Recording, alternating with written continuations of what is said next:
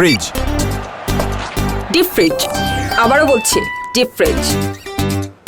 Fridge. শেষবারের মতো বলছি ডিপ ফ্রিজ ব্যাস। ফ্রিজ। ওয়েলকাম। আমাদের ডিপ ফ্রিজ দরকার নেই, একটা ফ্রিজ দেখান। তুমি চুপ থাকো না, একটা সুন্দর ডিপ ফ্রিজ দেখান। স্যার দুটোই দেখাই।